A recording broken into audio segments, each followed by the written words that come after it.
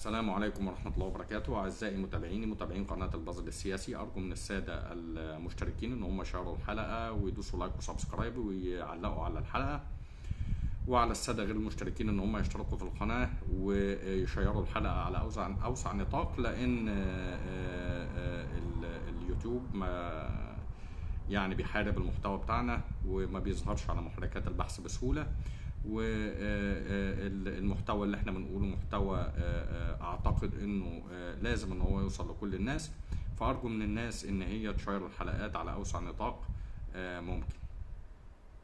طيب، النهارده هنتكلم على شيء كلنا بنسأله لنفسنا وبنسأله الحكومة. ليه الحكومة المصرية بتعاند الشعب المصري بصفة دائمة وبتحاول ان هي تسير في طريق او توجه يختلف عن توجهات الشعب المصري وعن البديهي والمنطقي في بعض المسائل، زي مسألة الامن القومي، في بيع بعض العقارات والاستثمار العقاري، وفي بيع بعض الشركات المهمة جدا والاستراتيجية واللي ليها علاقة بالامن القومي المصري، زي شركات زي مثلا محطة كهرباء جبل الزيت، توليد كهرباء من طاقة الرياح، وبعض الشركات زي الشركات الكيماوية وخلافه، والحاجات اللي كانت هي الحكومة بتبيعها على طول. هو الحكومة في الغالب ما بتسمعش الشعب المصري، والمفروض ان الحكومة اصلا مؤهلة اكتر من المواطن المصري الطبيعي انها تفهم وتعي جيدا ان الحاجات اللي الحكومة بتبيعها دي، وحتى اراضي زي منطقة راس الحكمة مثلا، الحاجات اللي هي بتبيعها دي خطر على أمن الدولة القومي، وإن ده مش مفروض على الحكومة المصرية إن هي يكون حلولها في أزماتها في إنها تبيع. وعلى رأي برضو فنان قدير يمكن حضراتكم تتذكروه، كان ليه مقولة غريبة كده، كان يقول لك ايه: كل ما تتزنق اقلع او بيع. فالحكومة المصرية كل ما بتتزنق بتبيع. طيب، كلمة السر في الحكاية دي كلها ايه؟ ليه الحكومة المصرية مصممة على بيع شركات واراضي وتقول لك وعقارات وشقق وخلافه يعني، تجملها وتهيئها للشعب المصري على ان ده استثمار وكلام من ده، تغلفها في صورة استثمار. هو الجواب بين قوسين في كلمة واحدة. كلمة السر في هذه الحالة اللي بيعيشها الداخل المصري: الديون. الحكومة المصرية مش عاوزة تعترف ان هي فشلت في إدارة الدولة المصرية، واستدانت من الخارج مبالغ طائلة ومش قادرة تسدد فوائد الدين، لدرجة ان فوائد الدين بقت يعني غطت الدخل المحلي او الدخل السنوي بتاع الدولة المصرية، والدولة المصرية مش قادرة ان هي تقوم بالتزاماتها. فبالتالي لو حضراتكم حتى تفتكروا، فبالتالي بتبيع. يعني لو حضراتكم تفتكروا صفقة الإنقاذ، حتى هي كان من اسمها باين قوي صفقة الإنقاذ اللي هي صفقة راس الحكمة، وكانت الحكومة بتقولها كده عادي إن دي صفقة إنقاذ، وده كله علشان خاطر كان في التوقيت ده كان مطلوب سداد قسط دين من الديون اللي استدانتها الحكومة، وما كانش فيه الفلوس دي مش متواجدة، فابتدوا ان هم يسرعوا في بيع ارض راس الحكمة علشان يخش لهم مبالغ معينة يقدروا يسدوا منها الديون اللي استحقت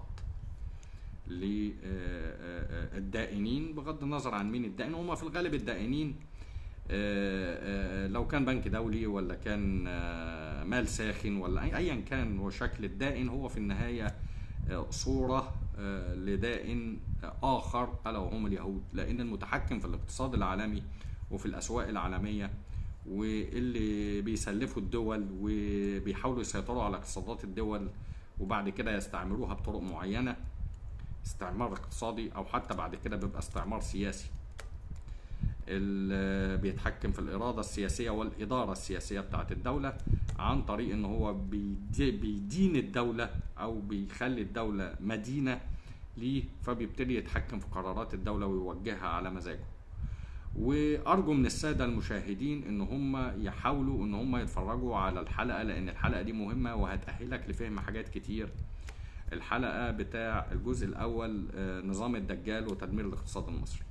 الحلقه دي مقسومه لجزئين. الجزء الاولاني فيها بتكلم على النظام المالي العالمي وازاي اليهود بيسيطروا على الاقتصاد العالمي وعلى النظام المالي العالمي. وفي الجزء الثاني بتكلم على الخديوي اسماعيل وازاي ان هم قدروا يسيطروا على الدولة المصرية عن طريق ان هم داينوا الدولة المصرية، وبعد كده ابتدوا ان هم يقولوا للخديوي اسماعيل بقى نفس الحكاية اللي بتحصل في الحكومة المصرية النهارده. ما هي المسائل بتتكرر والتاريخ بيعيد نفسه. قالوا للخديوي اسماعيل اقلع، نفس الحكاية اللي بتحصل في الحكومة المصرية النهارده. فابتدى الخديوي اسماعيل يبيع اسهم مصر في قناه السويس، وبقى يبيع اي حاجه بقى اللي هيقولوا له بيعها يبيعها علشان خاطر يقدر يسدد الديون اللي عليه.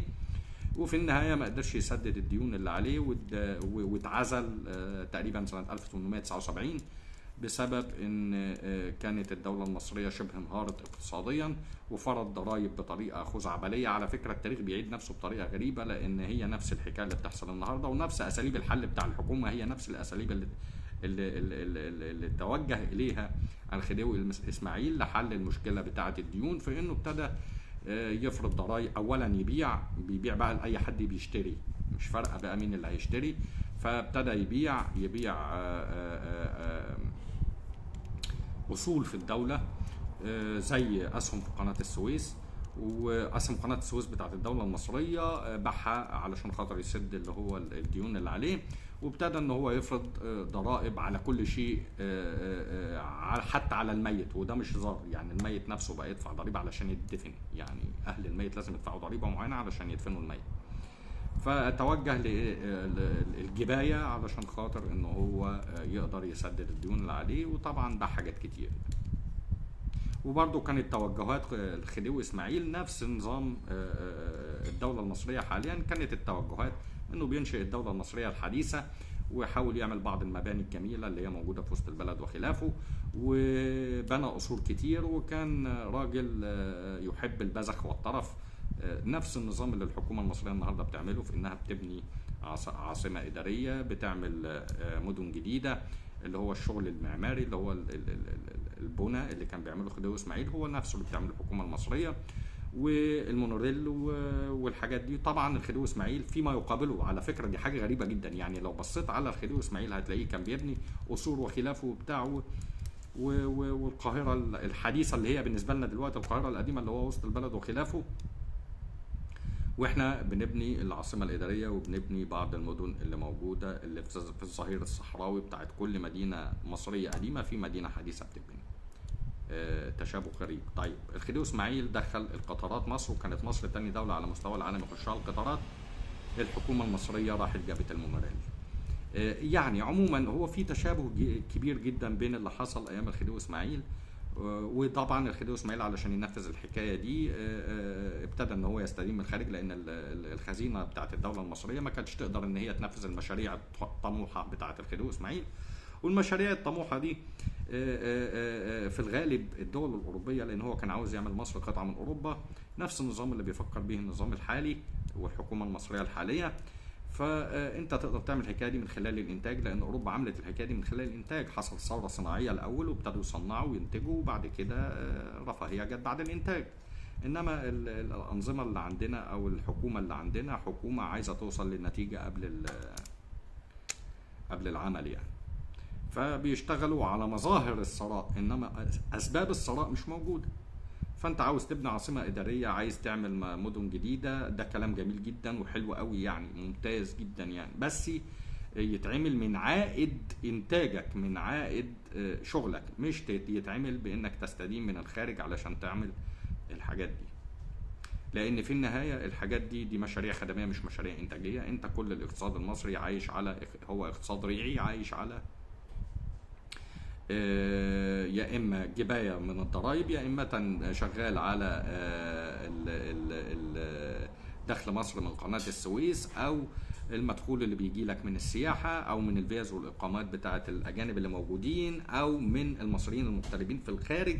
فانت العائد بتاعك من العملات الصعبة مش ناتج عن انتاج وتصدير، فانت بيخش لك عملات، وده سبب ارتفاع سعر صرف الدولار، لان المعروض اقل من المطلوب. انت دولة مستهلكة، فالمستهلك دايما بيحتاج عملة صعبة علشان يشتري بيها من الخارج، فيبقى الطلب عليها كبير.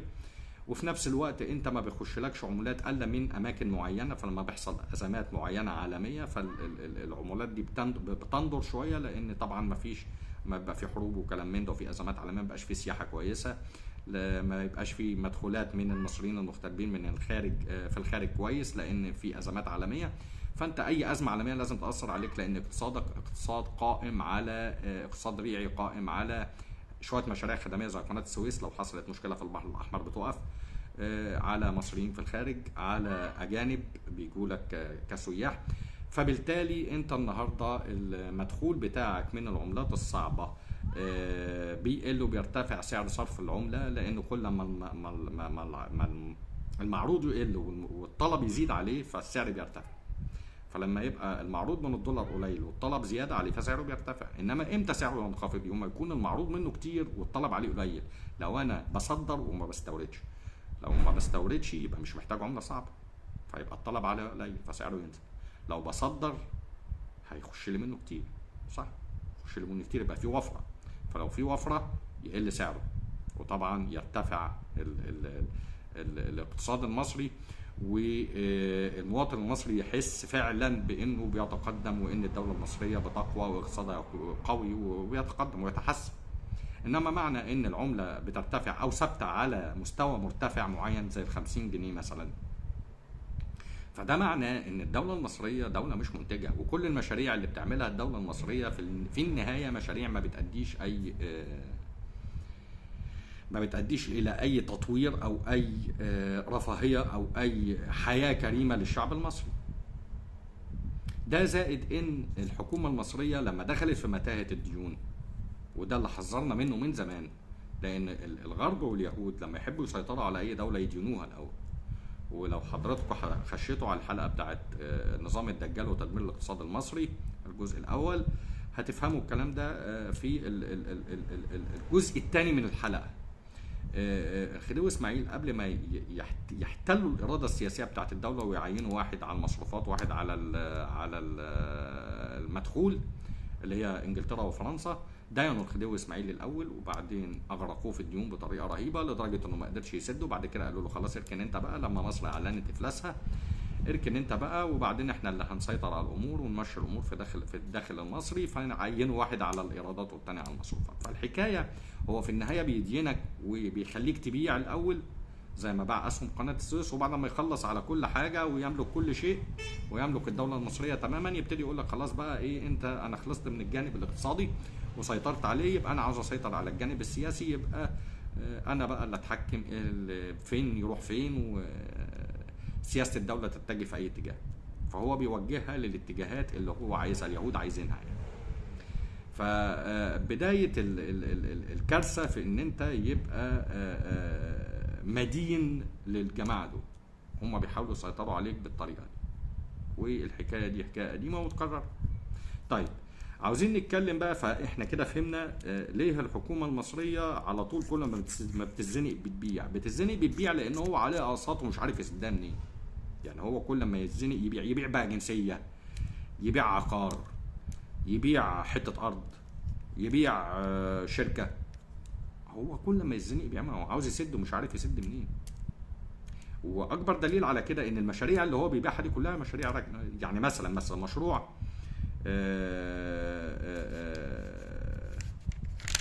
مشروع جبل الزيت. مشروع جبل الزيت ده كمثال، لان ده اللي حصل من اسبوعين او 3 اسابيع. مشروع جبل الزيت ده مشروع توليد الكهرباء بطاقة الرياح من خلال توربينات وكلام من ده. طيب المشروع ده اتعمل او ابتدى العمل فيه سنة 2015 وانتهى سنة 2018. المشروع ده بيضم حوالي 300 توربينة على مساحة 100 كيلو او حاجة زي كده. احنا هنكون اكثر تعمقا شويه، وركزوا معايا لان الكلام ده هنحتاجه بعدين لما نيجي نشرح الحكايه. انا ليه بقول الكلام ده؟ الكلام ده اللي بقوله شرح بالنسبه لحاجات معينه، يعني في 300 توربينه حاجات خاصه او اكثر تكنيكالي، اكثر فنيه شويه، بس هي ليها معنى هقدر افهمك من خلاله حاجات يعني تانية هتبقى اوضح. النهارده انا دورت طبعا على الحاجات دي لان انا راجل مش متخصص. دورت لقيت ان في المحطه بتاعت جبل الزيت دي فيها اتنفذت على 3 مراحل، فيها 300 توربينه موجودين حاليا، وال 300 توربينه دول بيطلعوا تقريبا 250 او حاجه زي كده الف واط او حاجه زي كده. ما اناش فاكر الرقم بالظبط، سيبنا منه لانه مش مهم بالنسبه لي دلوقتي. المهم ال 300 توربينه دول متوسط العمر، وده المهم بالنسبه لي لان انا دورت على التوربينات المولده للرياح، متوسط العمر بتاعها من 20 ل 25 سنه. خلي المعلومه دي بقى على جنب عشان هنحتاجها تاني. التوربينات دي انشئت سنه 2015 وانتهى او ابتدى العمل في المشروع 2015، انتهى المشروع وتم افتتاحه 2018. يعني المشروع بقى له 20 سنه، يعني التوربينات دي تم تجديدها دلوقتي او بيتم تجديدها دلوقتي، والله ورسوله اعلم. بس هو كده المفروض على متوسط عمر التوربين من 20 ل 25 سنه. لما نيجي نحسبها نلاقي من 2015 ل 2025 كام سنه؟ فاهمني؟ طيب انت بتتكلم في 11 سنه او حاجه زي كده، او حاجه زي كده. طيب يعني قربت على العمر الافتراضي بتاعها، قربت على العمر الافتراضي بتاعها.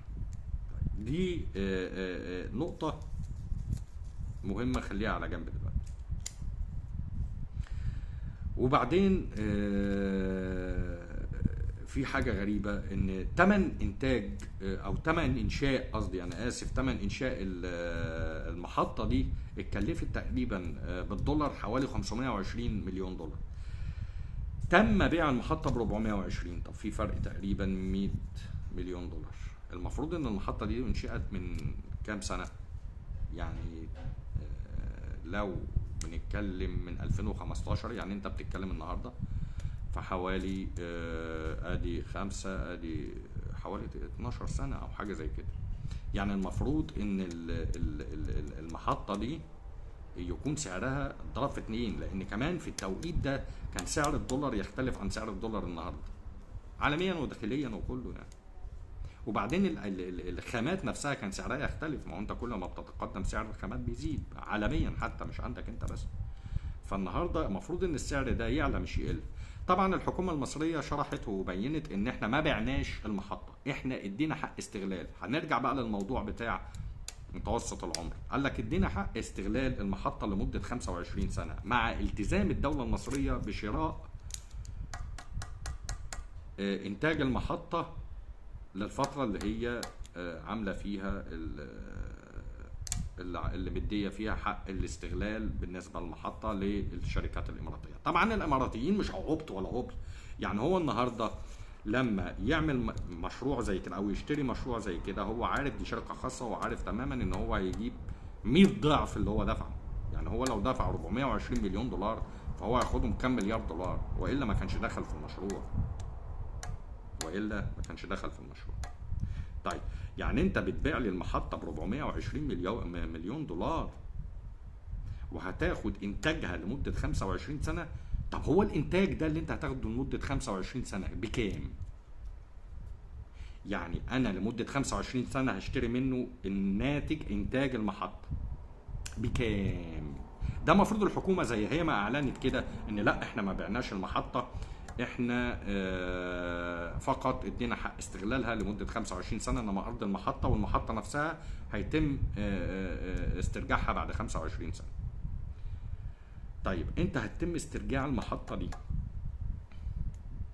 هتسترجع المحطه دي بعد 25 سنه. في خلال ال 25 سنه دول، طبعا بعد 25 سنه انت هتستلم المحطه دي حته خرده، يعني استرجاع اسمي هيكل واقف. هو بيقول لك ايه؟ ان احنا بتلتزم ان الشركه تعمل صيانه ومش عارف ايه والكلام ده كله. ما هو ده كلام موجود على الورق، بس واقعيا انت من الصعب ان انت تسترجع المحطه دي زي ما انت عايز يعني. هو فرضا استرجعتها سليمه ما فيهاش حاجه، انت في مده ال 25 سنه دول هتدي للشركه الاماراتيه كام؟ ما هم لازم هيكسبوا، بس احنا عاوزين نعرف هيكسبوا كام. هل السعر ده محدد ولا على الله كده يعني ايه؟ كل فتره نلاقي السعر يختلف، زي ما انت اتفقت على سعر حق الاستغلال النهارده ب 420 مليون دولار. هل سعر شراء العائد بتاع المحطه الكهرباء اللي انت هتاخدها من المحطه دي محدد برضو زي سعر الاستغلال كده؟ يعني هبص مثلا يقول لي ايه، في مده ال 25 سنه اشتريت منك مقدما بكذا مثلا، يعني بعقد. ما هو ده موجود في العقد. ما هو طالما الحكومه المصريه عملت عقد بان تاخد انتاج المحطه لمده 25 سنه من الشركه الاماراتيه، بقى متحدد سعر الكيلو وات يعني. فانت هتاخدي انتاج المحطه اللي هي معروف قد كذا كيلو وات، فانت هتاخدي الكذا كيلو وات ولا الكذا علشان انا مش ما بتذكرش الارقام. هتاخدي الانتاج في حد ذاته اللي هو ايا كان الرقم يعني بكام، الانتاج السنوي بتاعك هتاخده منه بكام، او الانتاج اليومي او باي طريقه كانت زي ما يحسبوها هتاخده منه بكام. فيبقى الاجمالي قد كذا، يعني اجمالي انتاج المحطه في مده 25 سنه من الكهرباء هيتكلفوا على الحكومه المصريه في شرائهم يعني 10 قروش. طيب انت اعلنت انت بعت بكام، واعلنت ان انا واخد حق شراء او انا ملتزم بشراء هذا العائد من هذه المحطه لمده 25. طب ما اعلنتش انت هتشتريه بكام يعني؟ فاهمني؟ لان في الغالب ال 420 مليون دولار دول انت هتدفعهم 50 مره. يعني انت خدت 420 مليون دولار النهارده، ممكن في اول سنه او اول سنتين يكونوا 420 مليون دولار دول اتدفعوا. يعني انا ببيع حق استغلال المحطه هدورها، بس هي المحطه موجوده هو ما بناهاش يعني. شغل ان انا بدي حق لاي شركه زي مثلا اللي كان بيحصل زمان، ان شركات فرنسيه تبني عندي او تعمل عندي خط المترو وهي تستغله لفتره زمنيه معينه، وبعد كده البي او تي، وبعد كده ان انا اخد المحطه دي منه وهو يشغلها لفتره معينه، ويبقى انا كده استلمت محطه من لا شيء. انا ما دفعتش حاجه وما عملتش حاجه انا خدت محطه كده على خدت مشروع على الجاهز، مشروع النقل اللي هو بتاع مترو الانفاق على الجاهز. هو دفع وعمل وجاب عماله وظبط دنيته وعمل المشروع واستغله لفتره زمنيه معينه، وانا خدته ببلاش مقابل ان هو بيشغله. لا، الوضع يختلف. انت هنا بنيت محطه والمحطه قائمه وبتنتج. فالنهارده المحطه اللي قائمه وبتنتج دي رحت انا بعتها باقل من سعر ما هو انا ما بعتهاش خالص. هي لمده عملت حق استغلال لمده 25 سنه، والحاجات دي متوسط عمرها من 20 ل 25 سنه. فانا وبعد كده بقى بيخش بقى صيانه ومصاريف وكده. فانا بعت حق انتاج او بعت المحطه، اداره المحطه لشركه اماراتيه لمده 25 سنه ب 420 مليون دولار. طيب ال 420 مليون دولار دولت انا هدفعهم تاني، هرجعهم تاني للشركه الاماراتيه وانا بشتري منها الكهرباء. حلو. طيب هيقعدوا معايا كام دول يعني 420 مليون دولار دول هشتري بهم كهرباء لمده قد ايه؟ يعني انا بعت حق استغلال المحطه علشان اخد من انتاجها اللي هو شغال اصلا سنه او سنتين مثلا من ال 25، ويبقى بقيه ال 25 دول حلال بلال على الشركه الاماراتيه، وهي ما عملتش حاجه، هي بس دفعت فلوس بس. يبقى موضوع ان انت بتاخد ال 420 مليون دولار ده مش علشان المشروع فاشل مثلا. ما احنا ما اتكلمناش في نقطه، لا هي عشان انت مزنوق. مش احنا قلنا كل ما تتزنق اقلع؟ عرفت ليه بقى هي الحكومه المصريه بتبيع؟ ما هي باينه واضحه. هو دلوقتي بيبيع مش عشان المشروع فاشل، ما المشروع بينتج، هو المشروع موجود وداير وبينتج، والرياح عماله تدور في التوربينات والتوربينات بتطلع لك كهرباء وانت هتاخدها. حتى لو هو اشترى حق الانتفاع بتاع المحطه، انت هتشتري الناتج. طب ما هي اصلا موجوده. يبقى انت بتبيعها ليه؟ يبقى المساله مش مساله ان انا اصل مش عارف اديرها، اصل المشروع فاشل، اصل الكلام ده فاشل ليه؟ ما هو اصل حتى لو كان كده، انت النهارده لما عملت المحطه، هي الحكومه الحاليه اللي عملت المحطه، ما هو في 3 احتمالات: يا اما المشروع فاشل واتعملت بدون دراسه جدوى، وده اهدار للمال العام ولازم الحكومه تتحاسب عليه ودي مصيبه، يا اما المشروع ناجح وبرضه تم اهدار المال العام في بيع المحطه، ما هو انت وبعتها باقل من سعر انتاجها، من سعر تكلفه عملها، يعني تكلفه انشائها، ودي مصيبه اكبر. يا اما بقى لا ده ولا ده، هو المشروع ناجح وكل حاجه، بس انت كل مشكلتك في الحياه ان انت فوائد الدين ارصاك زنقه عليك، فانت ما انتش قادر تفلفص، فبتدور على اي حاجه تبيعها، فايه جاهز في الشركه الاماراتيه شايفه المحطه دي بتكسب وحلو وهتطلع فلوس كتير، طب ها يا مصر انا شاري بايع، طب انا مزنوق، طب اديني، اقول لك لا انا هديك ده انا مكلفها 520، خد 420، انت سكت، ما انت شغلتها لك بتاع 10 12 سنه، حلوه قوي عليك كده 420 وانا هخلصك دلوقتي. في مثل بلدي قوي بس مثل حقيقي يقول لك القرش صياد، هي في الحاله دي وغير كده. ما هو انت النهارده انت دلوقتي بقيت عرضه لاي كلمه او لاي حد يجي يتاجر فيك بقى، يبيع ويشتري فيك، وبالذات اليهود في صور ناس تانية. ما هو انت الله ورسوله اعلم، انا ما بقولش ان ده حقيقه، انا بقول تصورات معينه.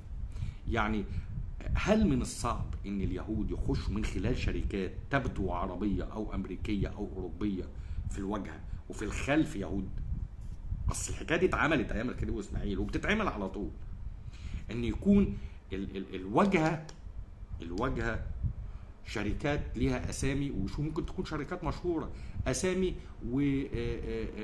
وملاك الواضح فيهم او الظاهر منهم ان دول غربيين او عرب او بس لو بصيت جوه او لو تعمقت في الحكايه ممكن تلاقي ان الشركات دي في النهايه تتبع منظومه معينه، منظومه لاداره اعمال واقتصاد مجموعه اسر يهوديه معينه، مثلا يعني زي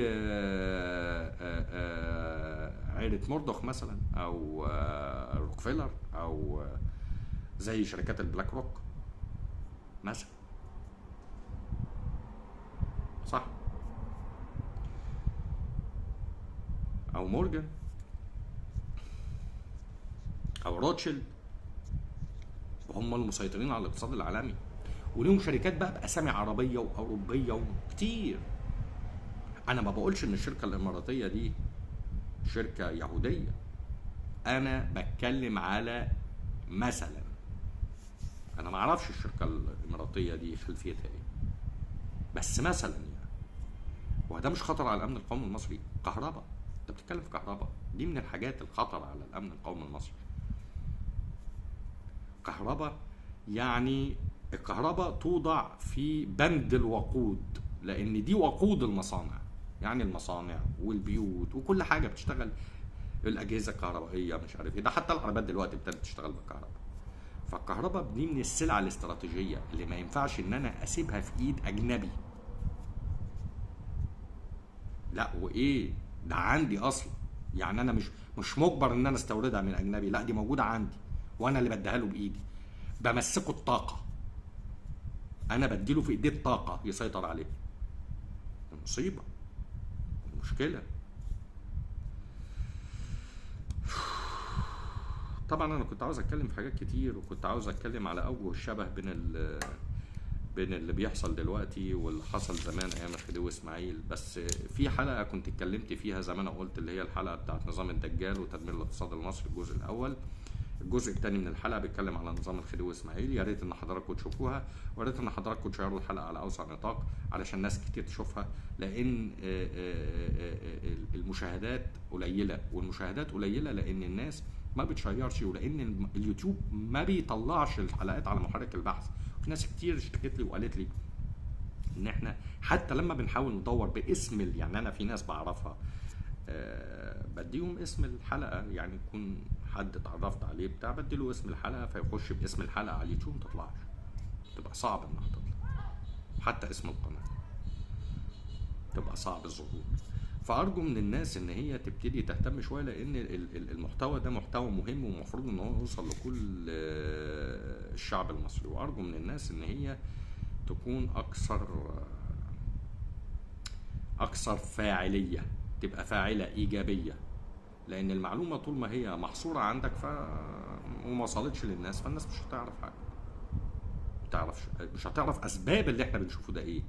اللي احنا بنشوفه ده ما هواش يعني مش عندي يعني من الحكومه، لا، هي الحكومه مجبره مزنوقه. هو زنق نفسه ومش عاوز يقول انا فشلت، فواخدك بقى ورايح بيك. هو مش عاوز يقول انا فشلت، انت فشلت اتدينت وما انتش قادر تسد اقساط الديون، فبتبتدي تبيع بقى، بيع. كل ما يجي قسط دين ما تعرفش تسده، بيع قدامه حاجه. دايما اللي بيلعب قمار لما بيتزنق بيقلع. ما هو خلاص، ما هو كله خسر كل حاجه. هو داخل على انه هيكسب، هو بيبقى عنده خيال، يعني بيبقى داخل على انه هيكسب في اللعبه دي، فبيخسر. ما يقومش بقى، لا، يقوم مستلف من ايه؟ من قرايبه، من اللي جنبه بتاع، فيخسرهم. فما فيش حد يستلف منه ومش عارف يرجع الفلوس ومش عارف فيعمل ايه؟ يلعب على هدومه بعد كده. فاحنا مش عاوزين نلعب على هدومنا، احنا بعنا اراضي، بعنا شركات. مصيبه للامن القومي ان انت يبقى عندك شركات مهمه زي كده وتبيعها. في حاجات ما ينفعش انها تتباع، ما ينفعش يبقى في اجنبي مسيطر عليها، ما ينفعش ان اجنبي يتملك في الداخل المصري اصلا. ده ضد الامن بتاع الدوله، امن القومي بتاع الدوله. ما ينفعش ان انا ادي جنسيات للناس اجانب ما اعرفش خلفياتهم ايه وجنسياتهم وملالهم ايه. ما ينفعش ان انا املك اجانب عقارات. وبعدين المشاريع اللي انت عملتها كلها الهدف منها ايه؟ هو الهدف منها ان انت تزود معاناه الشعب المصري؟ الهدف منها ان انت تخليه يبقى احسن افضل. طب النتيجه ان انت بتخليه اسوأ، وان اللي بيستغل المشاريع دي كلها اللي انت استدنت اصلا علشانها، حلو الكلام، اللي انت انشاتها، والشعب المصري هو اللي بيسد الديون بتاعتها، وعنده تضخم وعنده في النهايه اللي بيستفيد بالمشاريع دي الاجانب. يعني شركه زي مثلا جبل الزيت، المدن الجديده، مش دي سبب ديون مصر؟ الحاجات اللي انت انشاتها وبتقول ان انا بعمل بنيه تحتيه وبعمل وبطور مصر، وانا استلمتها ضايعه وبطور مصر ومش عارف ايه وبتاع. طب انت استلمتها ضايعه وبتطور مصر علشان تبني لها دول. طب انت دلوقتي سبت لنا الديون وخدت دول وبعتهم للاجانب. احنا اللي بنسد الدين والاجانب اللي بياخدوا نتاج العمل ده. يبقى احنا استفدنا ايه؟ هل الحكومه الحاليه من مسؤولياتها اداره مصالح الاجانب؟ يعني انا اللي اعرفه ان الحكومات بتبقى وكلاء اصحاب المال، اصحاب الارض، وكلاء الشعب في اداره امواله وتحسين ظروفه المعيشيه، مش العكس. يعني انا جايبك علشان اعاني اقتصاديا واتضخم، يبقى عندي تضخم واستلف، والمشاريع اللي انت بتعملها بالسلف يبقى العائد بتاعها مش ليا وانا اللي اسد الدين، يبقى العائد بتاعها للاجنبي. يبقى كانت لازمتها ايه المشاريع من الاول؟ لازمتها ان انا اعمل مشروع علشان يبقى اسمي عملت، وفي النهايه ما هواش ليا، للاجنبي. في النهايه يبقى المشروع للاجنبي وانا اللي اسد دينه. ارجو من الساده المشتركين وغير المشتركين انهم مش هيقروا الحلقات دي، لان دي حلقات مهمه ودي للتاريخ، علشان الناس تعرف، وعلشان الامور تبقى واضحه. هي الحكومه اتزنقت ومش عارفه تعمل ايه.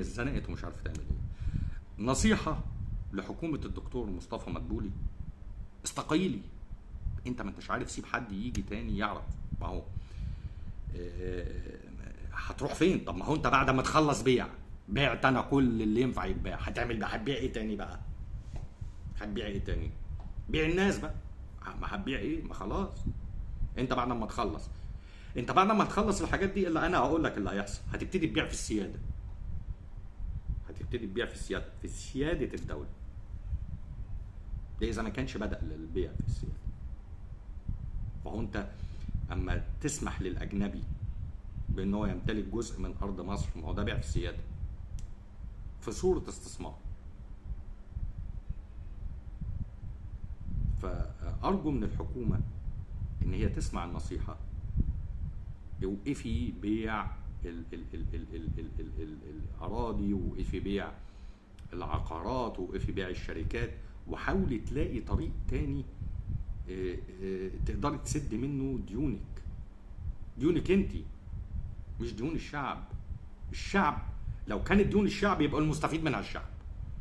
انت استدنت باسم الشعب علشان خاطر تحقق مشاريع للشعب. هي فين المشاريع اللي انت بتحققها لي اللي جابت عليا عائد ورفاهيه؟ مفيش. يبقى الديون ديونك انت، مش ديون الشعب، ديون الحكومه. انت استدنت عشان تعمل للاجنبي على الاراضي المصريه، لان في النهايه الاجنبي هو المستفيد. يبقى الاجنبي يدفع الدين، انا ادفع الدين ليه؟ الشعب المصري يتحمل عبء الديون دي ليه لو كان العائد مش جاي عليه؟ ما هو مش مستفيد منه. المدن الجديده الشعب مش لاقي ياكل ويشرب، هيشتري فيها شقق؟ طبعا لا. اللي بيشتري فيها مين؟ اللي انت فاتح له وبتقول عليه استثمار عقاري، الناس الاجانب. طيب المشاريع اللي انت بتبنيها انا المستفيد بيها؟ لا. المستفيد بيها مين؟ الراجل الاماراتي بيجي يشتري شركات كهرباء وشركات السماد ومش عارف ايه، وبيبيع فين؟ في الداخل المصري. انا بدفع بقى، يعني انا مرتين بدفع، مره في سداد فوائد الديون، وفي الديون نفسها على فكره احنا بنسد فوائد الدين والدين، حلو، ومره في نسبه الربح للراجل الاجنبي اللي جاي بقى، ما هو جه ادالك فلوس علشان تسد الدين وبرضه مش هتسده، او تسد فوائد الدين وبرضه مش هتسده لما بقى ما يكملش، هو انت كل اللي بتبيعه رايح، حلو.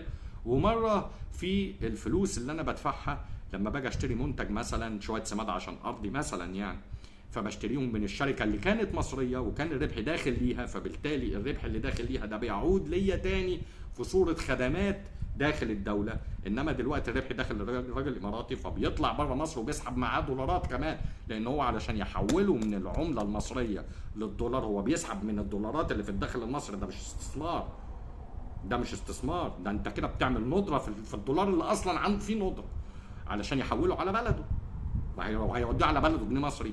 هو شركه هنا في الداخل المصري شغاله، اماراتيه، هنديه، باكستان، ايا كان جنسيه ابوها ايه، لما تيجي تحول عائد الاستثمار بتاعها اللي هي عاملاه هنا، اللي زي ما انت بتقول يعني احنا هنتكلم بنفس الاسلوب اللي بتتكلم بيه، استثمار. هو مش استثمار، بس خلينا نقول استثمار. عفوا. طب عائد الاستثمار ده هيطلع للبلد الام اللي منها المستثمر ده ازاي؟ هيطلع في صورة فلوس. فلو طلع في صورة فلوس هيطلع في صورة دولارات، هيحولوا دولار. يبقى انا بستنزف المخزون اللي عندي من الدولار اللي هو اصلا قليل وما بيخشليش كتير، فانا عشان يحول الجنيه المصري اللي هو كسبه من السوق المصري لدولار عشان يبعته على بلده، لان انت ما عندكش منتجات علشان هو خاطر يقوم رايح شاري بيهم منتج ويبيعه وياخد فلوسه من بره، حتى يعني يصدر، يعني انت ما عندكش، ما بتنتجش، فانت هيحول الفلوس دي فلوس عمله. طيب يبقى انت النهارده بتعمل ندره، بتزود الندره في الدولار. طيب الفلوس اللي هو بياخدها دي، هو بيشتري المصنع عشان هيبيعه بنفس السعر اللي كان بيبيعه المصنع المصري؟ لا، بس المصنع المصري كان مصري، فيهمه ان الفلاح المصري مثلا لو انت بتشتري سماد، الفلاح المصري ينتج فبيبيع له بنسبه ربح بس معقوله. انما الاماراتي تولع بجاز او غيره، يعني تولع بجاز انت مش فارقه، هو اهم حاجه ان يبيع. واذا ما كنتش انت هتشتري بالسعر اللي انا هحدده، انا هبيعه عالميا بالسعر العالمي، واولع انت بجاز بقى، اراضيك تبور ما تبورش ما يخصنيش، اولع انت بجاز، هو المهم المكسب لان هو الراجل تاجر. طيب انت خليت في ضغط على المواطن المصري، يعني الاستثمار اللي انت بتعمله ده بيضغط عليا، يا عم بلاها استثمار اللي هيوديني في داهيه ده. بيضغط عليا وبيعطل مصالحي وبيوقف مصانعي وي وي وي، وما هو سعر تكلفه الاشياء بتزيد. طب وانتم متخيلين ان الكهرباء هتزيد؟ ما هو طالما دخل فيها مستثمر اجنبي يبقى هتزيد، او غيره، مش شرط الكهرباء. زي ما العقارات لما جه الاجانب واستولوا على العقارات وابتدوا يشتروا في العقارات، رفعوا سعر العقار في الداخل المصري. طبيعي جدا يعني. فارجو من الساده المشاهدين ان هم يشيروا الحلقه ويدوسوا لايك وسبسكرايب وعلقوا عليها علشان المحتوى بتاعنا ما بيظهرش.